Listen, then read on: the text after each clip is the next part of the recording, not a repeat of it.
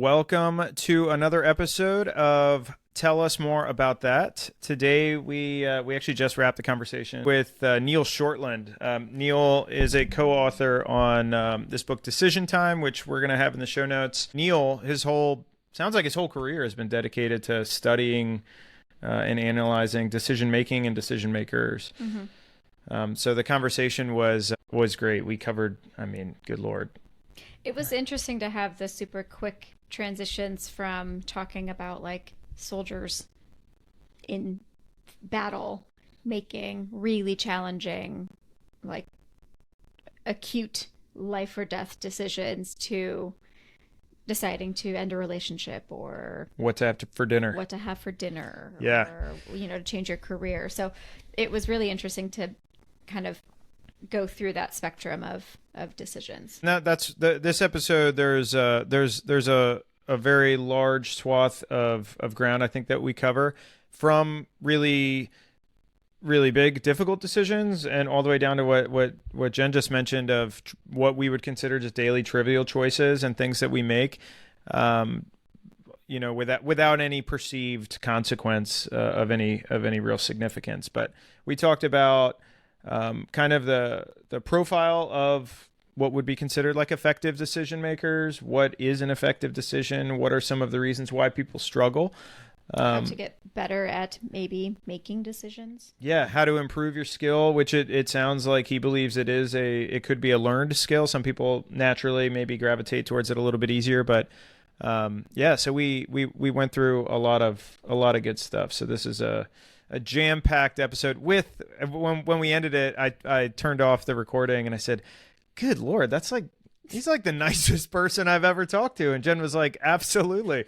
The nicest person we've probably ever talked to. So. Yes. Nicest person I think either of us have ever spoken to. Yeah. We made the right decision to have him on the podcast. Oh, that was good. Yeah, I would agree. All right. Well, pretty lame. Yeah. Enjoy the conversation with Neil Shortland. We have got some awesome guests, though. It's really been cool, everyone who's been open to doing this. And the interviews we've done so far have been incredible. Well, I know you've worked with Lawrence before. Did you talk to Lawrence to get to Neil? Or No, I just reached out to Neil. Yeah. So Tony has this gift of just like cold calling people through LinkedIn, and people respond and are always helpful and always show up. So it's such a fun thing to see. It is fun. Yeah. It's just luck. You never, people, like so many people these days are scared to ask. I mean, I was with Lawrence last week doing a presentation for the master's students, and they were like, what's the advice you give? I was like, just ask people for things. Like, so many people say yes, and nobody cares if they say no. But so many people don't. Like, we've done it. We were doing a project a little while ago about the doctor who responded to the Vegas mass shooting.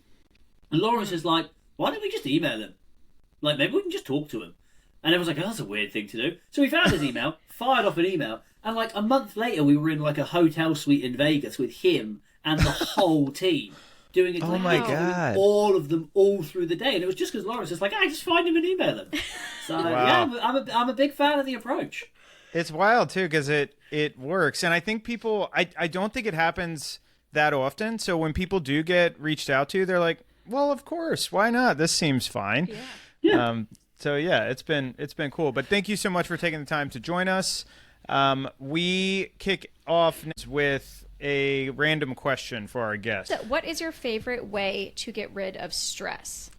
I've got two. The first is I'm a new father, and I think there's an old meme I've seen of where it's where the dad walks through the door with like a depleted battery and then sees like his kid and the battery meter's full again. And I kind of thought, like, that can't be that true. That is the number one way to get rid of stress, I think. It's like if I'm in the office and I'm just stressed, it's just go upstairs and play with the baby for half an hour, and that pretty much kind of cleanses me. My new one, though, is I am currently addicted to plunging. I recently got into that Instagram-fueled trend, and I found that was phenomenal. I don't own a plunge pool yet. This was in LA, but I'm going to try and get one for the... Plunging in LA is a lot cooler than plunging in Massachusetts in February. Oh, no But question. but Yeah. I found, for some bizarre reason, I found that experience phenomenally therapeutic at the end of the day. I don't know what it was. So yeah, they're You probably do my it at the go-tos. end of the day. Yeah, yeah. I know a lot of people do it at the Interesting. start of the day to like kickstart it, and I want to Yeah. try that, but I would often do it at like the end of the day because the people who I was doing it with said that it's an amazing way to help you sleep. So apparently, the sleep you get after a plunge was supposed to be phenomenal. So yeah, this was like end of the day, 9:30 p.m., 5 minute ice cold plunge, and then to bed, and it kind of cleansed the day. I am so against the idea Everything you just said. of my body going into ice cold water. When you said plunging, my brain so quickly shifted through plunging. Maybe this is like another sport that I don't know about, or my brain genuinely said he really likes plunging toilets, and then I had to like, nope, that can't be it. That can't be it. That could be therapeutic. I've never had like a plunging the like home remedy plunging, whatever the heck it is, bath or tub. There we go. And then to do it in your own bathtub just seems like so much work. Like if you don't have an ice maker or like Yeah. a professional ice machine. But I had been for maybe 3 years. I heard it on the Huberman Lab. Have you listened to that podcast? Yeah, yeah, yeah. I listened to a Yeah. few of his episodes. Yeah. Yeah, so I heard it on his first a few years back, and then I tried it with cold showers. Started with just like the end of my shower, and then for honestly over 2 years, I was just taking straight up cold showers, and it was fantastic. And then I moved to Chicago, and no, I changed it. It's just not the same. Yeah, if it's cold everywhere, you don't want to be cold in the shower. Well, so I was trying to explain this on the other day, and I think it does relate to. I know we're here to talk about decision making, but I think it does relate to that because there is a moment where you're like standing next to or sitting above this like 37-degree pool of water, and there is no need to do this. Like there is no one making you do this. Everyone else is inside in the warmth watching a movie, and you're out Judging there about you. to do this. Exactly, and you're like, just don't mind me. I'm just going to suffer for 5 minutes.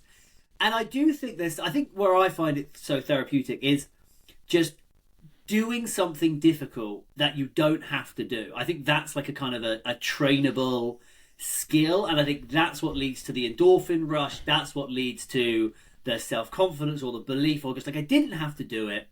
And I did it. And it kind of got okay after the first minute. And then I got out. And I don't know. I think there's something in that for me of like, just doing something that you don't have to do that's hard. And I enjoy like practicing that every day. I think that's what it is. 100% agree with that. I think in Jen's head, she's probably thinking, if you don't have to do something difficult, why would you do something difficult?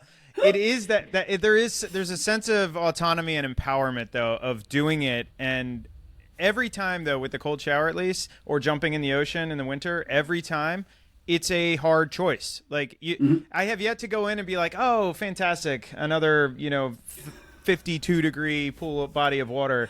It's always difficult, but I always feel just like you said. You just feel fantastic afterwards. I was going to say, well, Jen, I think you know this better than I do, but isn't that kind of like I always think of it as desirable difficulties? I think is the psychological phrase I always heard of like difficulty in like a structured environment is good for you because when you do succeed or when you do push through, you feel so much better about yourself for having done the hard thing.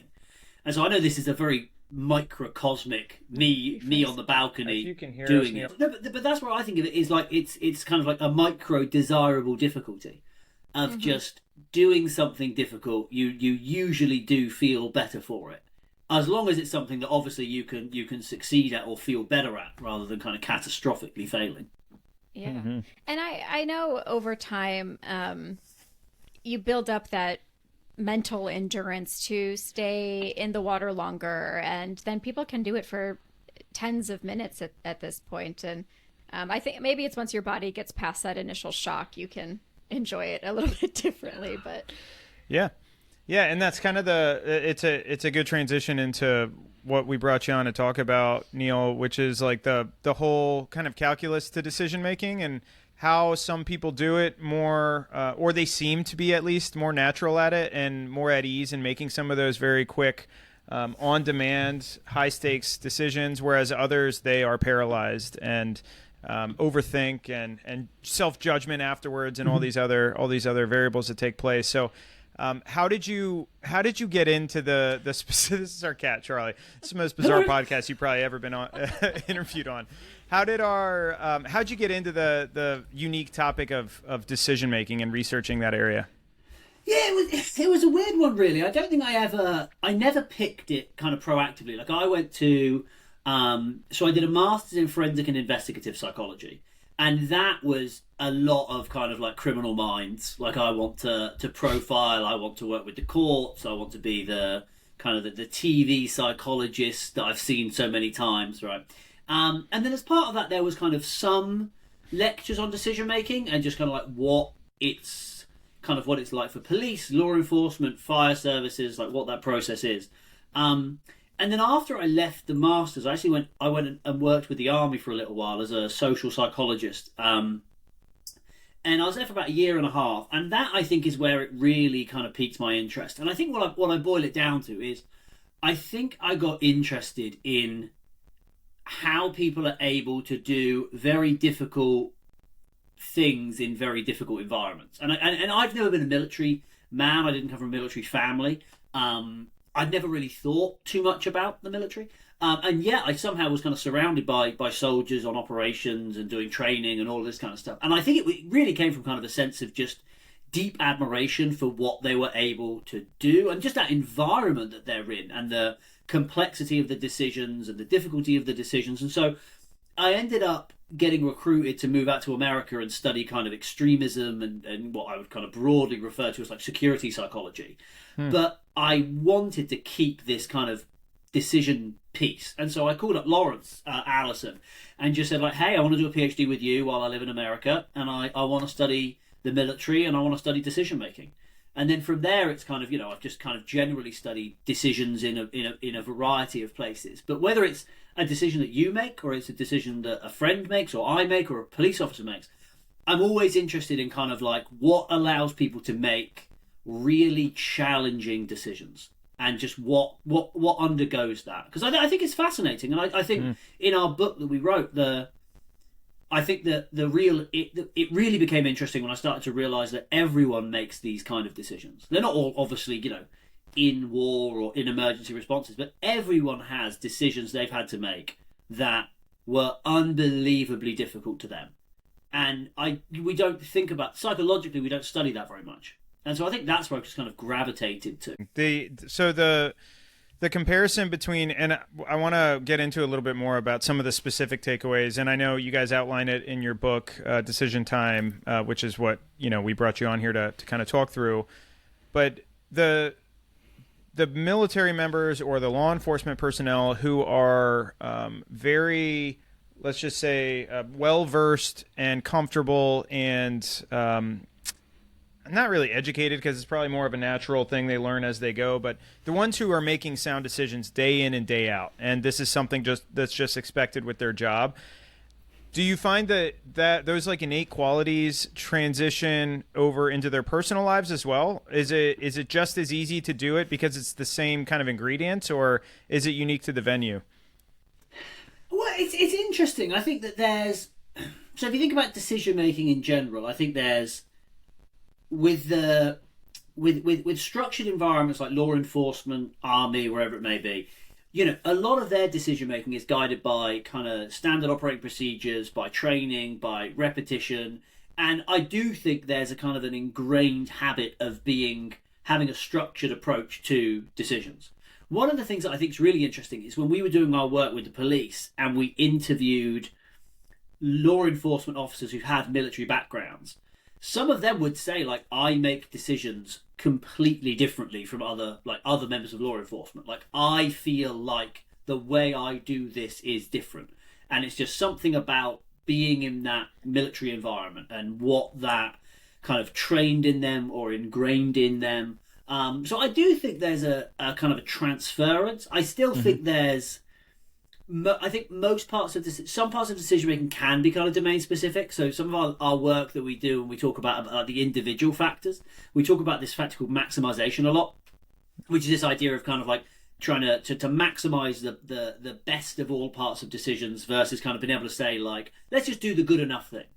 There is some evidence that people can be satisficers, but there are some things where they are hideous maximizers, and then people can be maximizers, and then there are just certain things that they are hideously bad satisficers at. And so I think that there is kind of we generally have a habit and a way and a being, and I think a lot of that, if you are military law enforcement, you are trained in that way. But there's always, I think, little situations that just people are, for some bizarre reason, they get stuck on, they get kind of contorted by, and they're very unique. But I do think that you can normally find one environment where everyone suddenly falls apart. So you said that there's the maximizers, and that would be ability to make a really hard decision or a fast decision, and then satisfiers that just kind of go with the flow, don't really need to make a decision. Is that how you would describe both of those?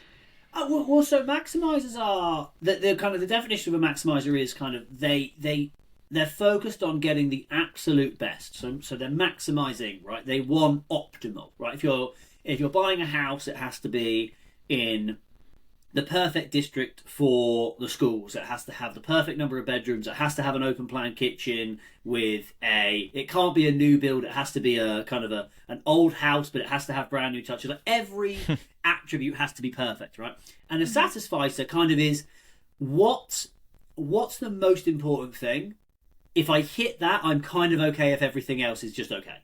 So it's like, right, as long as the house is livable, is big enough, is affordable, and is near good schools for the kids, I don't really care about an open plan kitchen. I'll build one later. But they're the fundamental differences between the two. Now, obviously, in law enforcement or a military environment, the same kind of thing can manifest. It just looks a little different. So if you were imagining a police officer kind of in a maximizing situation, they would want to, protect everyone from harm as they can. They need to follow the law. They need to follow the policy. They can't have a negative headline in the Post or the Mail tomorrow. They have to protect everyone under their kind of all of the other officers along with them. There's like 5 or 6 or 7 things going on at once, and they really want to make sure that all of them are protected and all of them are achieved. And then the satisficer might say, look, this situation sucks, but the one thing that's more important than anything else is no civilian can get harmed. And so that's the thing I'm going to do.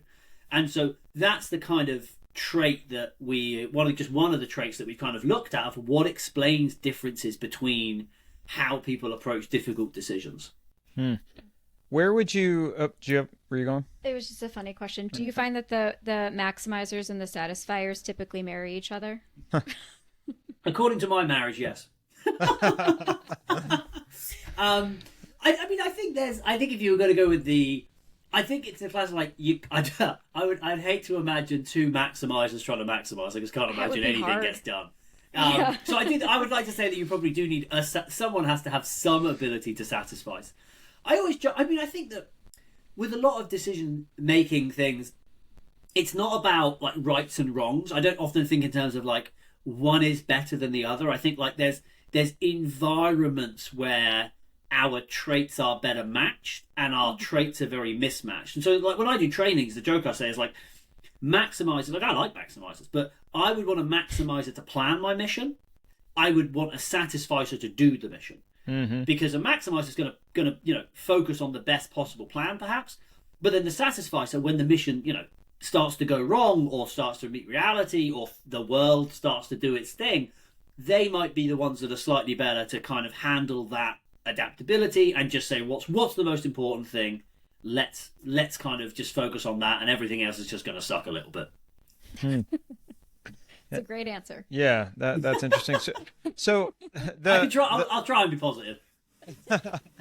A maximizer, is that more in line with like the individual's like kind of the analysis paralysis type issue where it's just always waiting and that inertia probably gets in the way of just maybe there's something better, maybe I'll find a better parking spot, that person who's always just wanting the absolute best? Yeah, I mean, if you look, so maximizing, like we use it a lot in our research, but I mean, it's one of the like really widely studied like psychological constructs. And if you read about it and you look at any of the papers, like they will say like maximizers are unhappier, slower to make decisions, have more regret, have more like kind of like deliberation during the process are more inclined for depression, more inclined to anxiety. And I think that a lot of it is just if you're constantly trying to not lose anything and you're constantly trying to get the best of everything, it's very hard to be perfect. And it's very hard to meet that expectation you set for yourself. Whereas if you're a satisficer and you say, the one thing that matters to me is X, that's a much more tangible goal to just make sure that you get X. And so the satisficing maximizing research is really interesting because it is this like, it seems like it's kind of a reverse paradox really, because it's like this trait that you think everyone should want to have, which is I want the best of everything, actually is the kind of trait that probably holds the most people back and leads to the most regret and unhappiness. Well, I was just going to say, from personal experience, when I joke that I'm pretty much a satisficer in most places, except so when I moved to America, I used to come home and visit England, and I would maximize. I would try and see everyone I knew for as many people as possible in a short amount of time possible, and I would travel up and down and all around the country. I'd have a 5-minute coffee here, then a brunch here, then a lunch here, then an afternoon coffee here, just to try and see all of these people. And I left every trip like exhausted. I'd never seen enough of the people that mattered the most, and I felt awful like leaving them to go to another coffee or go to someone else, right? I'd upset a bunch of people by promising to see them and then not seeing them, and I had never like confirmed who I was going to see because I was trying to fit. Like, it was this horrible maximization process. I upset them, I upset me, and a couple of years in, I was like, I'm just going to pick 5 people that matter the most, and I'm just going to see each of them for a day. And then that's kind of scaled back now. It's like, if I go home, it's my family and it's my best friend. And I'll see them for a day each. And like, I am much happier. And if I can see anyone else, great. If I can see an old friend, if I can see an old college friend, great. But the main thing is day with mum, day with dad, day with sister, day with brother. And so I've even noticed like how I feel now going home, kind of satisficing on who I see versus the old approach of I need to see every friend I've ever had, like all the people I left behind. So yeah, it's very, when you know you're doing it, it's very easy to see why it causes people to be so. It's such a difficult way to make decisions.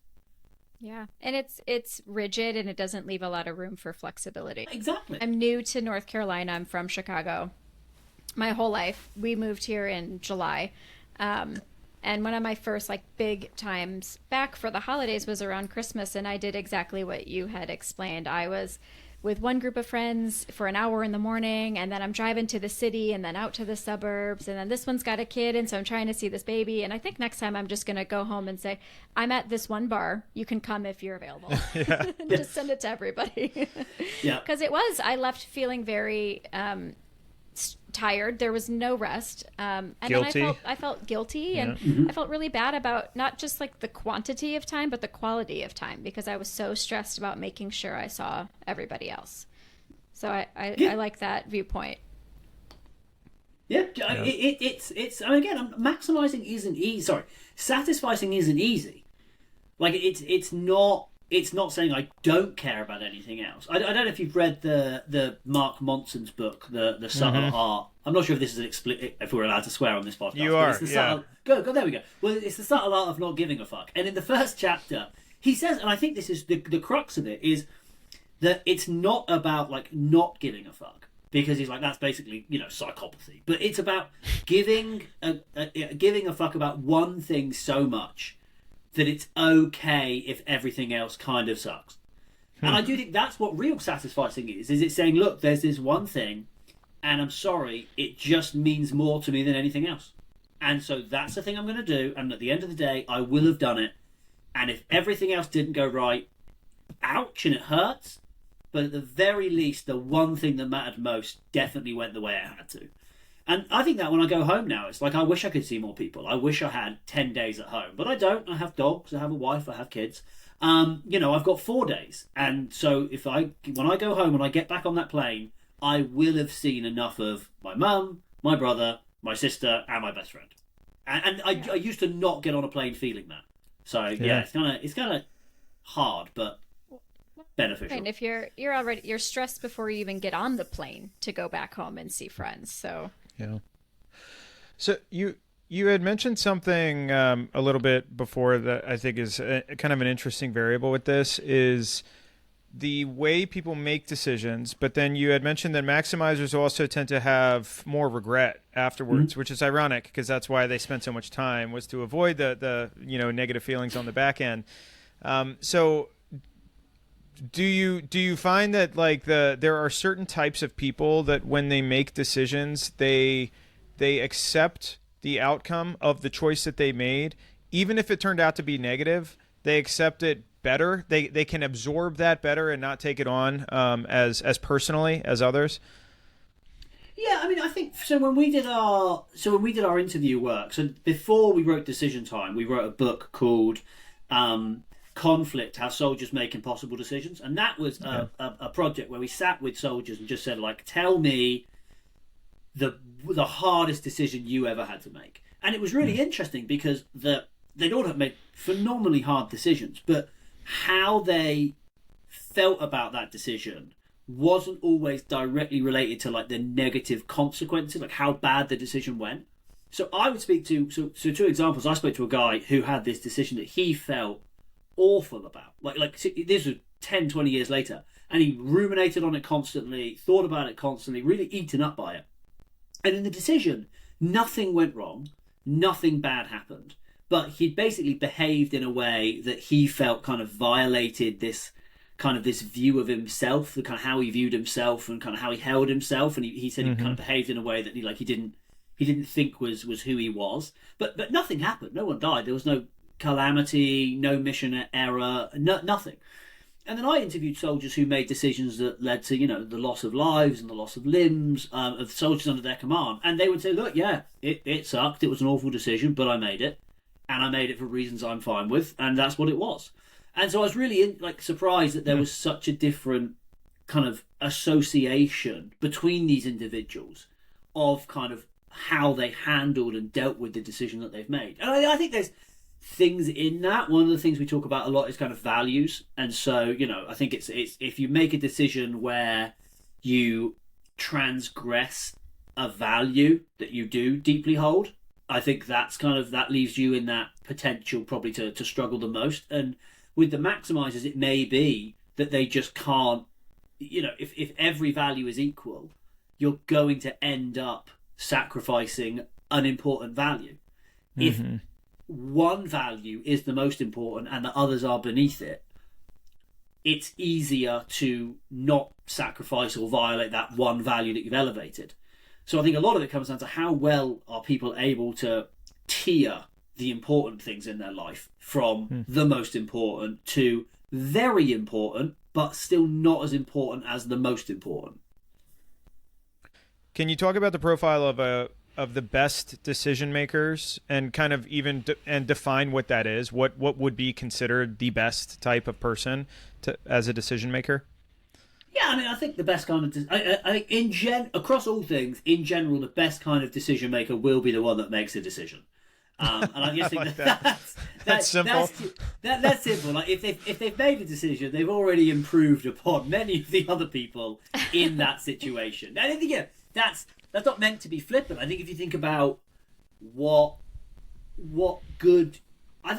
excellent or exceptional individuals do, I think they are action orientated and they do act. Like I think that's a really big part of it. I think it was in one of the books. I even asked this to the students the other day. I was like, 5 frogs are sitting on a log, 4 decide to jump off. How many are there? And everyone ponders around. And they're like, oh, 1. It's like, no, 5. Like we all decide to do things, but very few people do that. That doesn't mean you've done the thing. So I think that fundamentally, like being willing to behave, like bring that decision to life is, I think, the most important trait, because I just think it does separate.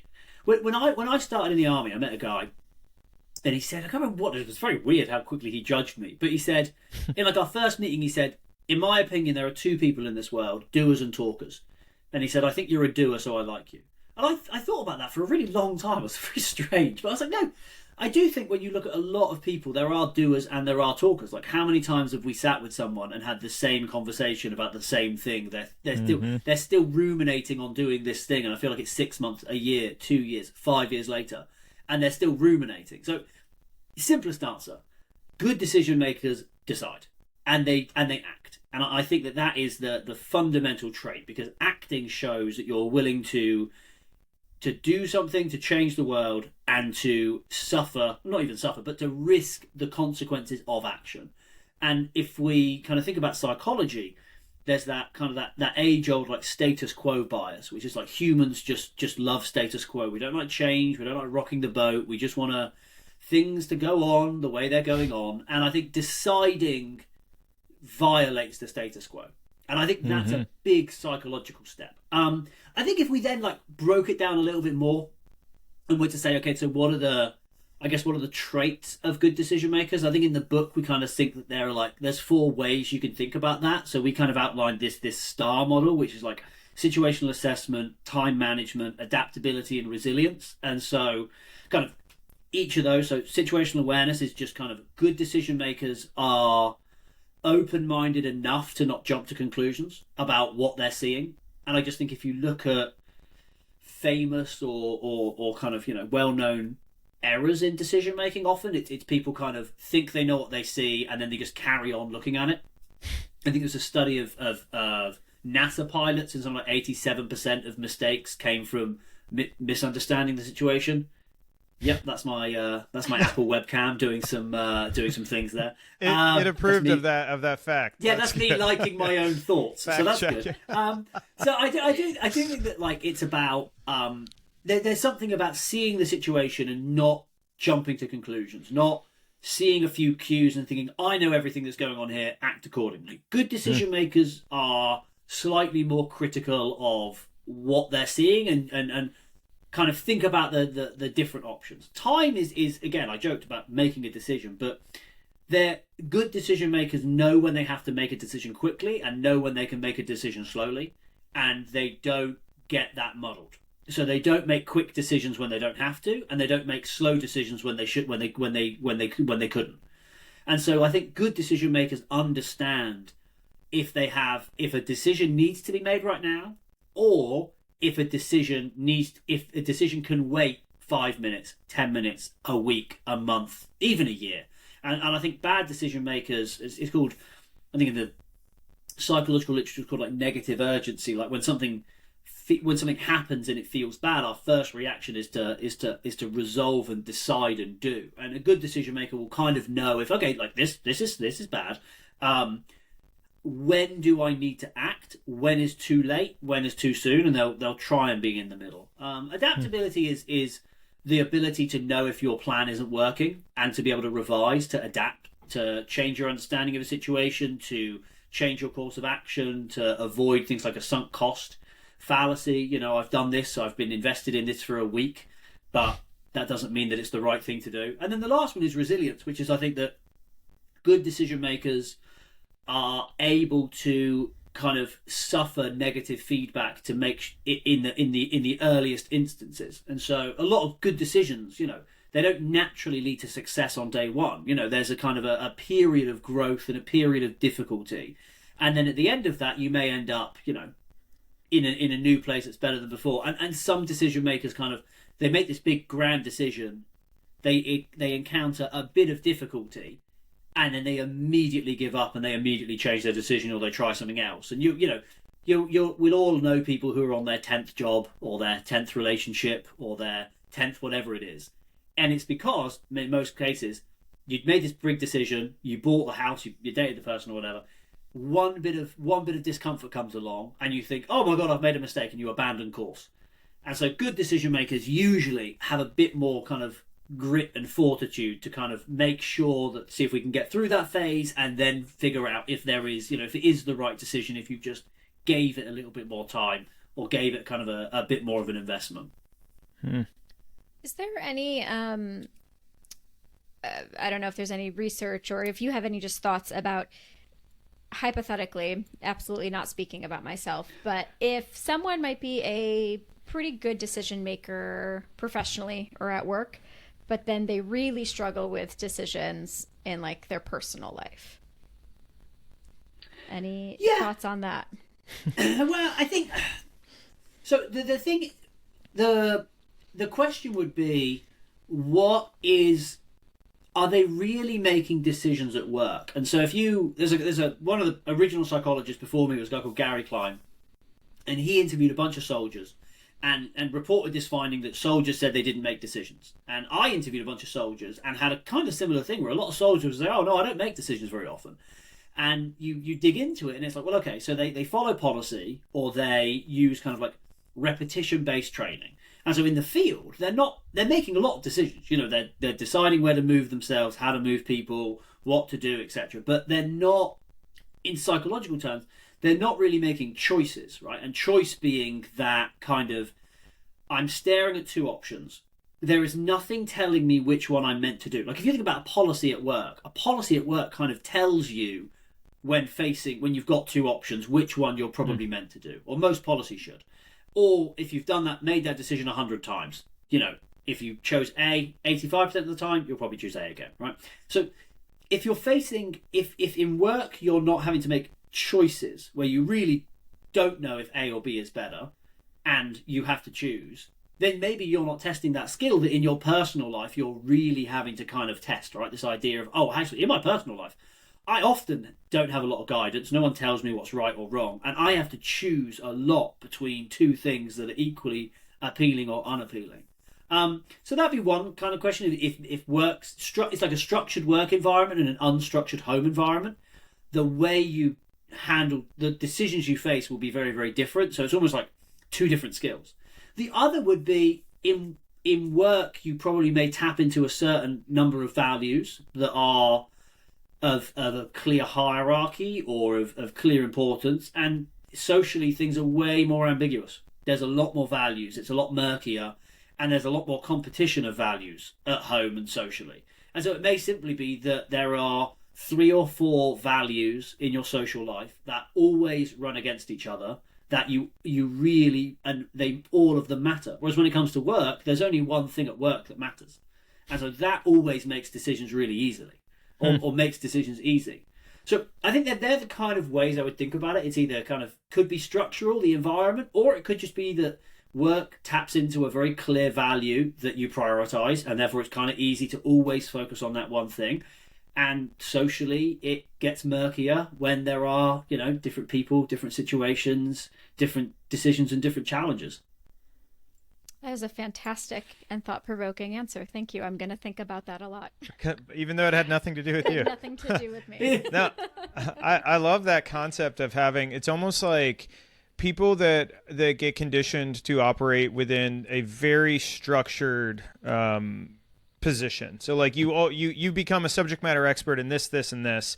You've been doing it long enough. You feel very comfortable that you've made this decision. It's produced a positive outcome. You feel good about your knowledge around like what you should and shouldn't do.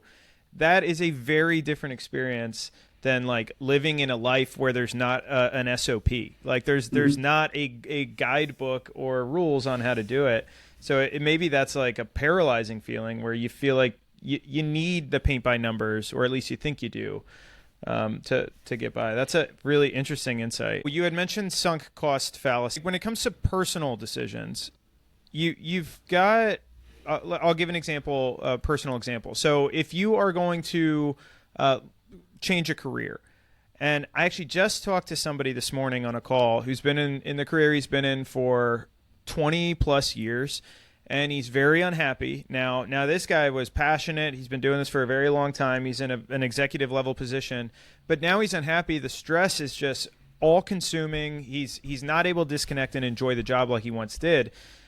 But everything that he was saying, it was rooted in the unhappiness and the anxiety, and he wants to like retire, but he's not ready. But then he always kept coming back to this idea of what sounded to me like the fear. The fear of the unknown, kind of the fear of that, and we talked about this with a guest we had on earlier, a clinical psych who calls it threat to status, and that threat to status oftentimes is what stops people from making certain Hmm. choices or doing certain things. He doesn't want to lose the identity he has. He does because he's got it tied up in this position and all these other things, and the time that he's put in, and starting something new is scary. So coming all the way back to the sunken cost fallacy concept, when you've got someone who's invested their career or they've gone to grad school and spent hundreds of thousands of dollars and now they hate being a doctor, like what's the decision calculus for making sure that if they decide to pivot, Hmm. the people who do pivot, they don't regret that decision? Well, I think it's pivoting for the right reason. Again, I think there's pivoting because you're unhappy, and again, are you pivoting away from something or are you pivoting towards something? So one of the things we talk about a lot, and so one of the hardest things I think about decision making, because it taps into a fundamentally human flaw, is self-awareness and really knowing what matters to you. And sometimes we don't, and sometimes we need to experience it to find that out. But I do think that when you're thinking about moving career and pivoting away from something that you've invested in for a very, very long time, what are you clear what you are pivoting towards and kind of what that value is that value freedom? Is that value passion? Is that value risk? Is that value a new identity? So, I mean, I've got a friend of mine was, he was a consultant for PricewaterhouseCoopers straight out of college, living in New York, and on trajectory to, be phenomenally successful and I'm sure fabulously rich as a wonderful organizational psychologist. And after a couple of years, he walked away and he came back to academia. And so when I talked to him, he was very clear. Like I'd sunk a lot of time into that. I'd not started my academic career as early as everyone else, but the reason I did it was I wanted a better family life and I wanted my freedom back. And I didn't mind the X cut of salary because I knew that these were the things that I was moving towards. And I'll give you one more example. My mum was a doctor. My whole family are doctors. I'm actually the failure of my family with just a PhD. But my whole family are medical doctors. And my mum tried to retire, right? And she retired and felt that loss of identity. She's like, I've been a healer my whole life. I've been in medical school since 18. Like my identity is Dr. Janet Kelsall. And so when she retired, she couldn't kind of handle that loss of identity. And before you knew it, within a year, she was basically back to full time again, working as a doctor because she couldn't get around what that pivot meant for her. Now, thankfully, she's very close to retiring and very keen to retire. But a big part of that was talking to her about, okay, so what are the other pieces of your identity that can now that you can be pivoting toward that matter to you now? Is it your identity as traveling the world? Is it your identity as a grandmother? Is it your identity, of freedom and all of this kind of stuff? And so as long as, I think when she retired, she didn't know what she was retiring to. So she didn't have that positive anchor. She just kind of retired, and then in the uncertainty and the vacuousness of retirement kind of felt empty. Whereas this time, she's retiring to a defined and kind of positive goal and thing that she says, that's what I'm going for. And I think in decision, it doesn't matter if you fail, as long as you are clear, I am making this decision because this is the thing about it that I think I want. I think that's the key to make those kind of big life decisions, because at least you know what you're going for and why you're giving up a bunch of things. But in your mind, you're clear what you're gaining. And when I look at people who make, I think, bad decisions, it's usually to escape what they're currently in. And I think that's an important reason to make decisions, but it's not always clear that they've articulated what they're trying to go towards. Yeah, man, I love the idea of, are you running away from something or are you running towards something? And that does that changes the whole way you frame the choice. I think both, to what you just said, if if you're running away from something, so if you're in a job or if you're in a relationship and you don't know what's around the corner, you're not sure what's next, but if it still violates like that moral compass or some like deep part of who you are as an individual, likely I would venture to guess that those decisions to leave tend to be more timeless. Like they you don't have the same type of like regret or wanting to bounce back or feeling as though maybe I should have stayed a little bit longer, because at the end of the day, when you look at it, you know, on every level it was violating this core piece of who I am, and that's not something that I would ever be comfortable with. But that's interesting, that like kind of intrinsic introspection that people have before they make the decision and how they feel afterwards. No, and that's and that I think is the difficult work of decision making. And again, we can talk about decisions that you can have 6 months to make, like moving a job, moving house, potentially changing a relationship, but also sometimes decisions you make in an instant. You know, I've interviewed a couple of soldiers in my time who have on the spot sacrificed their whole careers for a decision, because they know full well that there is something that they value more than their career. And most of those times it was kind of around protecting their troops and protecting the people under their command. So sometimes it's very, very clear and very acute of, no, this violates something that's important to me. I know what I'm doing and I'm done. But sometimes it's difficult, hard work to really unpack all of the things that are going on and to identify the one that matters the most. Because that's not... I think values are relatively permanent, but that doesn't mean they feel relatively permanent to you all of the time. And, you know, in relationships, everyone in relationship and jobs, there's pros and cons. And one day we can think that the pro really outweighs the con, and then other days we can not. If you really sit and deeply think about it, that's what's required. You have to figure out what is the one thing that matters to me more than anything else, and is that at risk in this situation? Because then the worst case scenario of staying is that thing becomes violated and trodden on and destroyed. The worst case for leaving is, everything else can be awful, but at the very least that one thing that you think is the most important, that stays protected. And that usually I think is the key to at least being clear or okay with the decisions that you've made. That's good. I think that like in whether it's a relationship or a job, one thing that's been helpful that I've kind of tried to forecast is picturing myself like a year from now. In a year from now, what would need to change in order for me to not feel this way in this position?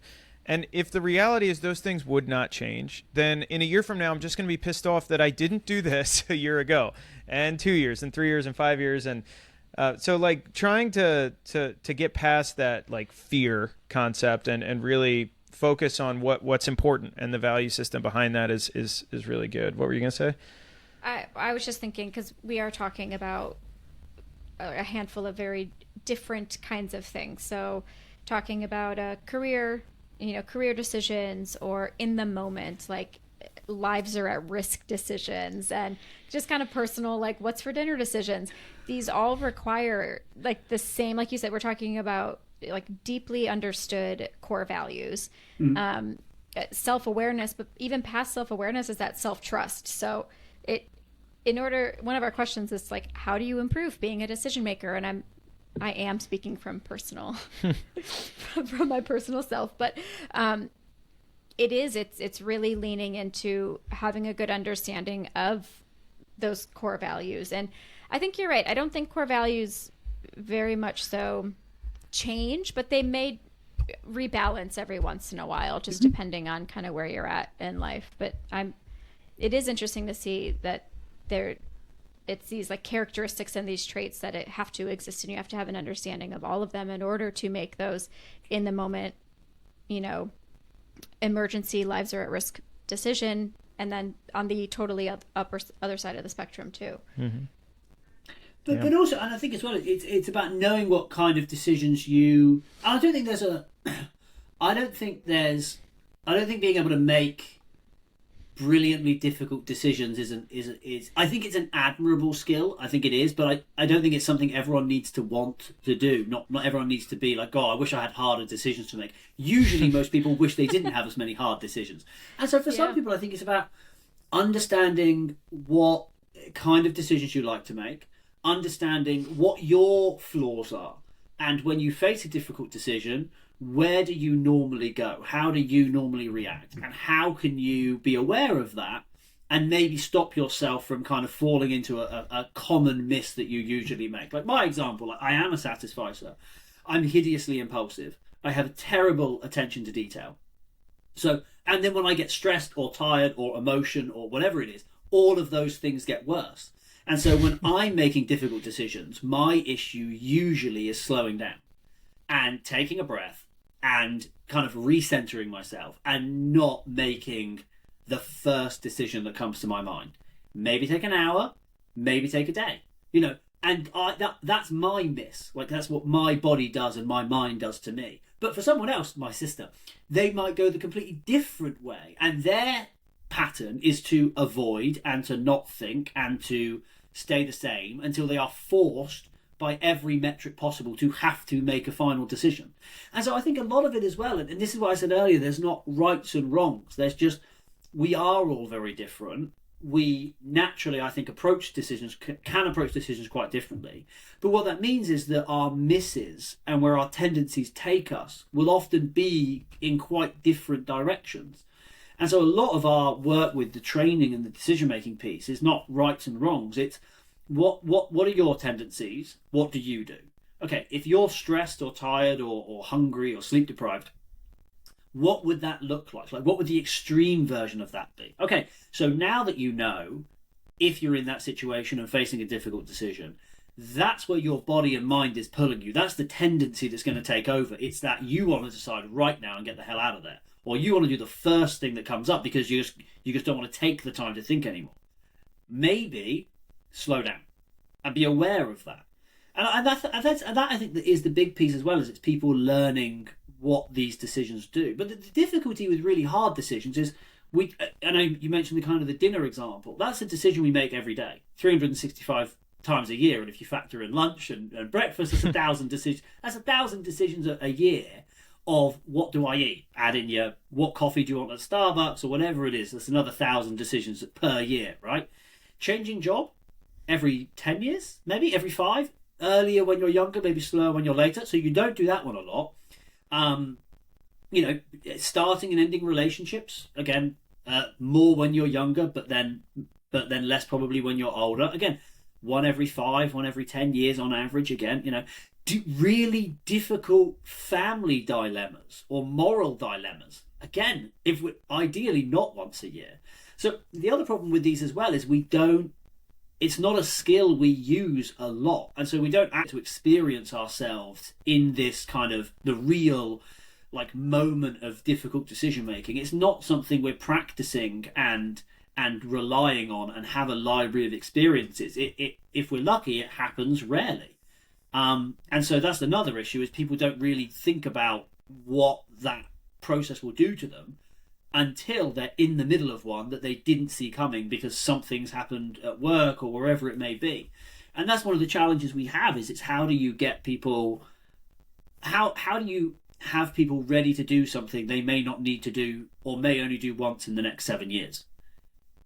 And I think that's a kind of a challenge around difficult decision making, because the problem is that when you do them wrong or badly, they have the most consequences. Getting a big decision wrong is worse than picking the wrong thing for dinner. But weirdly, we practice that decision every day, and the big decision we won't practice ever until it hits us in the face. Mm-hmm. Is there a way to build endurance in terms of that type of decision making, or is that more so back to the self-awareness piece, the understanding your values? And I think there's a couple. I mean, if we were talking about law enforcement or military, like we're doing work at the moment, and the goal of that is to get training where people have to do this a lot more often. Just coming up with difficult decisions, making difficult decisions, being in that, doing that cognitive exercise a lot more often, and training it like a skill, like you would learn an instrument. I think that I think at the personal level, I think it's always important just to preach self-awareness and being self-aware, and I think that comes along with kind of, I think, move toward things like mindfulness and moves toward kind of, self-reflection, self-awareness. I think inward focus is a good thing, and I think that I definitely feel like I've seen a trend of moving in that direction of people thinking more about themselves and who we are and what matters. And I think that will ultimately help if we kind of practice that. And yeah, I just think that that's kind of the only thing you can really do is just teach people to learn who they are as best as possible. And then I think in the applied world you can try and look at kind of a training approach, just because it is, that's where you're teaching decision making and decision makers. But the other point just on this, is a lot of good decision making has a lot of overlap with core skills like critical thinking and impulse control and things like that. And those are things that, you'll know this, Jen, we're teaching those in schools. That's around, good, in general, good development of the next generation is critical thinking. It is impulse control. It is self-awareness. It is emotional intelligence. And so I think there's kind of these core skills as well that we can just invest in that probably have some kind of like overlap and flow into the kind of tactics and skills we talked about today. Yeah. And that comes, this could be a whole nother podcast, but just in terms of like when your brain, I'm air quoting, fully develops, that age range is, I think, what is it, like 25 to 35? We talk about impulsivity and, making good choices and risky behavior. If we lean into neurodivergence of any kind, that's an entirely other ballgame in terms of being an adult with neurodivergence and a struggle to make big or small decisions. I can imagine that's very challenging. I did have one more question that this could absolutely be a whole nother podcast, but I want to touch on it real quick. Have you guys found that in studying just decisions and everything that goes into making decisions, is it both sides of the coin? So like when someone's in a position where the decision will actually not benefit them, so maybe it benefits morally because they're being honest, but the repercussions are going to be bad for them if they've done something wrong and they're being questioned by law enforcement, military, whatever. Is there a difference in kind of the pattern that leads into deciding, yes, I'm going to cooperate even though I know what I'm about to do is bad? Oh, that's a good question to end. Where we have found the overlap is if you think about the way the orbit kind of approach works, right? Around kind of it's the motivational interviewing piece. So it's about, I can't make you talk, but maybe I can facilitate an environment in which you decide that you want to talk, right? So if you are deciding that you want to talk and that decision has negative repercussions, that means that there's something inside that outweighs or is more important to you than the repercussions that you're going to get from the decision to talk, right? So if you think about it kind of from an empathetic or a humanistic standpoint, that boils down to values and understanding the values of the other person and what value or what thing within them will matter to them enough for them to be willing to, have the negative consequences of opening up, of disclosing. And so we have talked a lot about understanding value systems of the other person you're speaking to, value systems of yourself, and that all stems from the decision making kind of literature, which is around, the key to understanding why someone's going to do something is what is the value that they are trying to act in accordance with. Yeah, and that's why it's obviously significantly more complicated than this, but both sides of the coin, it really does come down to the exact same formula, and it is figuring out what's important to the person. Whether they've done something wrong or they haven't, whether the outcome is going to be positive or negative, getting the person to actually act, and take that action to decide, to do whatever it is that they want to do or you want or are trying to get them to do, they need to feel like you understand the reason why they're hesitating. And that's it's all the same type of process, which is really interesting. And again, in both scenarios, trying to help someone with a decision versus, in an interpersonal scenario, the worst thing you can do is kind of assume what someone else's values are, or assume we've all had this where we've given people career advice and they they don't want to take a job, and it's like, why don't you want to take a job? Like, this job offers you X, more money or more job or more fame or whatever, and we assume that's the value that they should want because maybe that's the value we want, or maybe that's the value we hold that most people will want.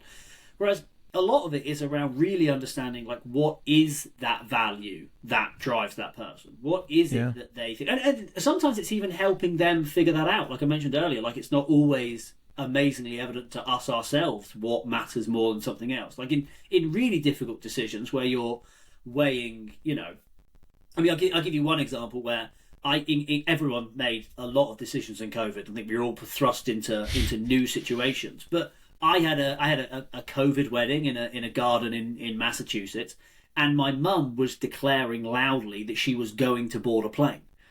And I have reflected on my values many times, but I've never thought about how I would weigh, my mother being at my wedding versus my mother risking her life at that, then getting on a plane during the peak of COVID.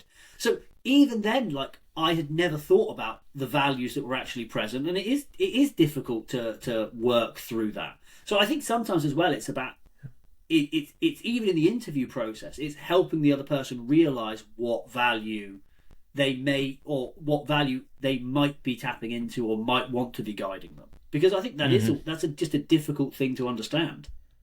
Yeah, and it again, like it is all so interconnected. If you're able to do that successfully as the interviewer, and you're able to tap into their actual value system and kind of motivator to why they did what they did, or maybe what's stopping them from talking to you, the likelihood of having a long-standing commitment to that decision from the subject's perspective, so when they leave the interview, the likelihood of them sticking with it is significantly greater than they're going to jail or they lost their job and on the way home they're thinking, what the hell did I just say to that guy? He tricked me. So if you actually tap into their true value set and you allow them to do it, then you're going to get that true buy-in that's going to be more likely to have legs and to stand the test of time, which is the same to be said with any other type of decision that we were just talking through. So did you have anything else, John? Well, no, I just need to go decide what my core values are and learn how to make decisions from there. We do need to figure out dinner though. So yeah. Well, that's when you can take a while on that decision. That normally takes half an hour. Neil, is there, obviously your book, we'll promote it on the podcast in the show notes, but if someone wants to get in touch with you or read more about what work you've contributed, what's the best way for them to find you? Just Google me, Neil, and then or like Neil_Shortland at uml.edu.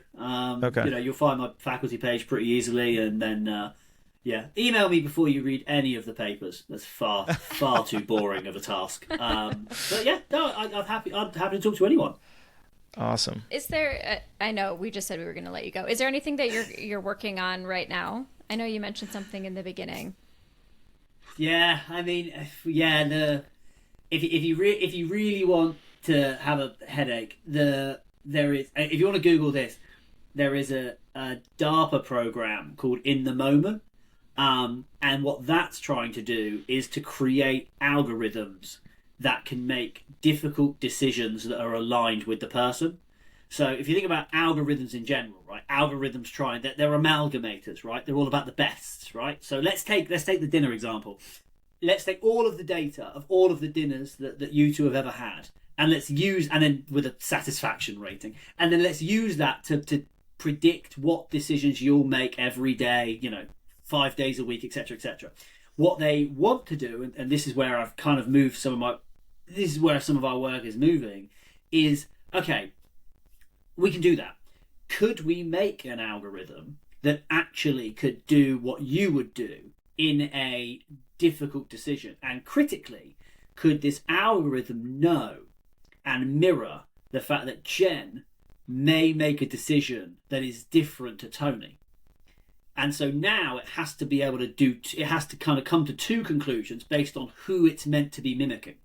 So I think that's kind of, as I look at the future of decision-making work, I think a huge piece of this is working with people. But if anyone's Googled anything recently, you'll see there is a huge move to remove people from difficult decisions, and to be replaced with ones and zeros.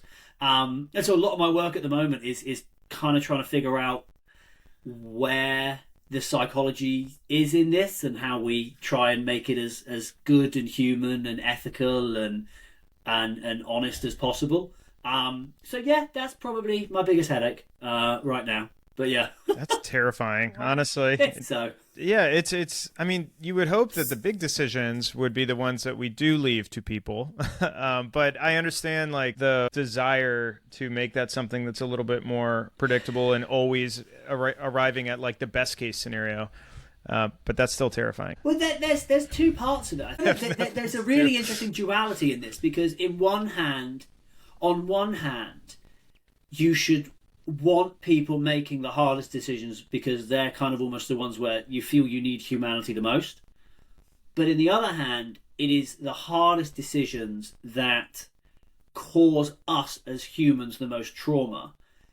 And can I not save humans from making them not have to do that? And I think that's a really interesting moral argument. And it almost, to go full circle kind of back to like what we talked about at the start about desirable difficulties, like I think making difficult decisions makes us better people for doing it, but there's no question that people have suffered immense amounts of psychological harm from the difficult decisions they've had to make. And I think that's really at the crux of this kind of algorithm piece is one, I think is about maybe they do it better, but even if they don't, it's about how do we can we stop humans having to do really difficult things that will harm them. But at the same point, we don't want humans to stop doing difficult things that help us grow and develop. And the analogy I gave in a class the other day, I play a really ridiculous... Do either of you watch Love is Blind? Just a plug. Do not. I know the current drama about it, but I don't watch it. Okay. So, but if we ever want to start a side podcast just commenting on the latest episodes. But no, I do a game with my students and I call it Love is Blind, right? And I say to them, right, if I made an algorithm that could perfectly pick your future partner for marriage, would you use it? And a lot they split. Some say like yes because I don't want the heartbreak or to waste my time or I don't want to deal with it, and others are like no, like trying and failing and falling in love and having your heart broken, like that is a human thing and we are better for it. And I think that's this really difficult question with the algorithms is balancing. Like I would love to work on an algorithm that can save people from making decisions that will hurt them for the next 20 years. But also I think that is exactly what humans need to do is to face difficult situations and make hard decisions, and if we come out the other end of it, we are better for it. So totally. It's kind of it's a difficult ethical piece of work as much as it's a difficult psychological piece of work. What would be the motivation then to have the algorithm be personalized to an individual? Like I feel like I would still be affixed to if the decision was made by a computer, but it was made based off of my inputs, I would still have some type of maybe even secondhand guilt by it. So why personalize it? So the personalization aspect, I think, is to build trust. So I think if you look at really difficult moral dilemmas, you aren't going to want to use a technology that you don't trust. And a big piece of trust is that you believe that it will act in a way that is in concurrence with you.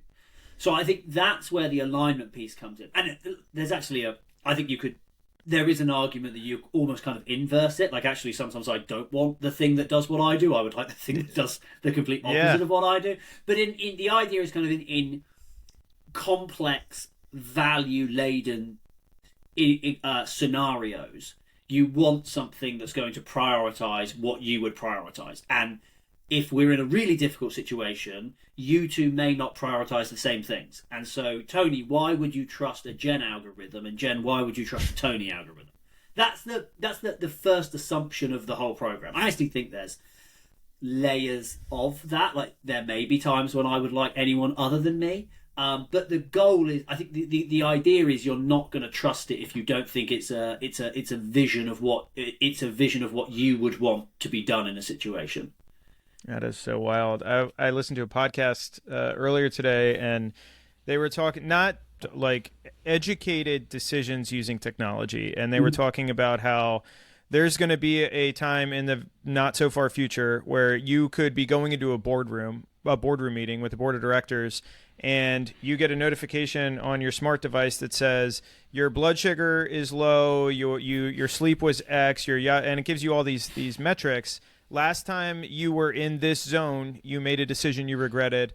Don't speak during this meeting. Like, don't say anything. So like that type of thing of like, you put in data and input. When you make good choices, it remembers it. When you make bad choices, it remembers it. It quantifies all of those different things and aggregates it. And then it can tell you based off forecasting, hey, last time you were in this place and you made a decision, you felt like it was like the right choice type thing.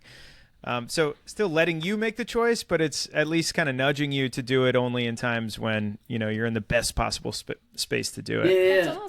It's almost like taking away the humanness of self-awareness and It is, yeah. reflection and the mindfulness piece that you mentioned earlier too, of that's all data that has been input from a device, but it also could be like resourced data that you use from your own mindfulness and reflective practices to have an understanding of like where you're physiologically at that day. I know I have moments where I'm like, nope, we are not. This is not a meeting. I'm going to make a decision in. I'm going to sit here and observe. But I do think, I mean, that's really interesting about the wearables. I mean, I know there's a company, Whoop, that I've used in some of my research. Oh, yeah. We've looked at like sleep. We've got Whoop users to do our studies and looked at like what their 5-day sleep scores do to decision making, what their strain scores do to their decision making. And there is a big piece of like, you know, that the body does affect the mind. But I always had a thing with a Whoop where I like opened it up and it would say, oh, you're on a yellow day. And it was almost then a self-fulfilling prophecy for me. I'm like, well, I'm not going to do my best today because it's a yellow day, or I'm not going to do my best today because it's a red day. And I wonder if you get the same thing with decision-making of, oh, I'm just going to have a crap decision-making day today. Or I'm going to avoid all decisions today. And then it's like, well, what about that situation where we're always going to have that, if it's not the right moment to decide, there's always going to be situations where you still have to decide. And I think that's where you're still going to have, a person just needs to be aware of what being tired and hungry and stressed is going to do, just to make sure that they can mitigate that as best as possible. Even if it's just, I mean, little things like readjusting your posture is a big one, or walking outside for 30 seconds is a big one, or breathing for 30 seconds. Like just breathing. You can do a lot in a very, very small amount of time, just to break whatever cycle or pattern someone's currently in. Yeah. So back to that mindfulness, even like you said, walking outside, that grounding, just coming back to the present moment. Yeah, and we did a study. One of our studies was on mindfulness and just looking at how mindfulness made people better decision makers. And the funny thing is, it did make people better decision makers unless you were a maximizer, in which case they got worse. And I argued that that's because they became too mindful and had too many thoughts. But no, humongous advocate for just even simple breathing exercises. Yeah. Yeah, that's awesome. All right, well, we will stop it now. We will let you go. Yeah, thank you so much, Neil, for taking the time. This was awesome. We went into a lot of different topics, so it was all very, very interesting. No, I had a great time. Thank you for having me. Thanks for joining us on another episode of Tell Us More About That. Don't forget to subscribe on whatever platform it is that you're listening to us on, and also leave us a rating and review. If you have any topics you would like us to consider, if you have any feedback or commentary, only if it's positive, please visit www.tellusmoreaboutthat.com. Thanks again for joining in, and we will see you next time. See ya.